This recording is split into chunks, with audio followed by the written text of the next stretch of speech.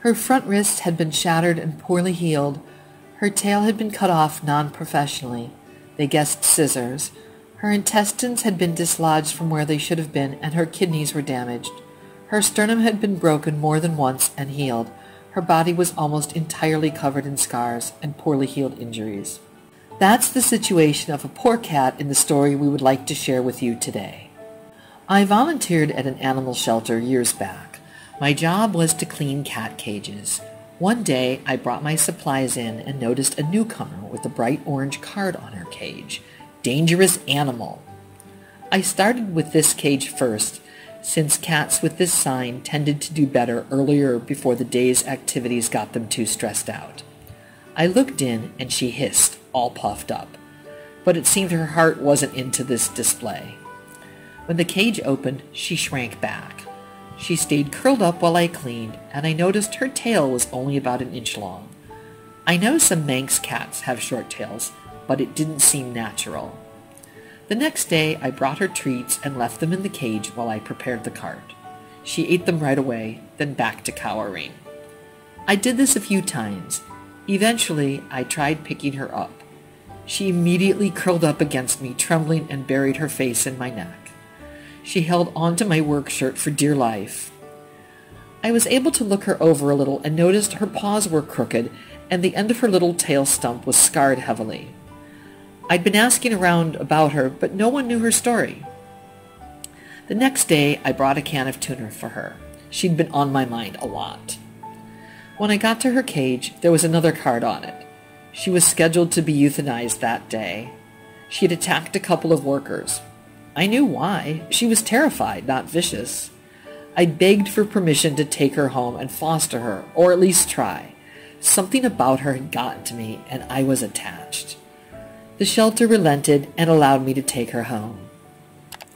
I went out and bought her the fluffiest bed I could find, toys of every persuasion, and anything else I thought a cat might like. She hid under a side table for a couple of days, but eventually came out. She was very jumpy, but she seemed like she wanted to try to be friendly. I decided to try catnip, and she had so much fun when she started playing in it. I finally got to look her over completely. Her walk was restricted from the crooked paws, and she couldn't jump very well. She was a little off balance because of her tail. I also learned not to show her the palm of my hand when I was going to pet her. She'd panic. She started warming up slowly, although she would have litter box accidents and then panic after. I brought her to the vet, and they gave her a very thorough exam. Her front wrist had been shattered and poorly healed. Her tail had been cut off non-professionally. They guessed scissors. Her intestines had been dislodged from where they should have been, and her kidneys were damaged. Her sternum had been broken more than once and healed. Her body was almost entirely covered in scars and poorly healed injuries. She was prescribed a special diet and medicine to help her with her urination and defecation, and we went home. After she slept off the effects of her sedation, I started cleaning the house, thinking about what I had learned. She woke up to see me with the broom and started crying, and hid back under the table she first hid under. It dawned on me. Someone had beaten her with a broom.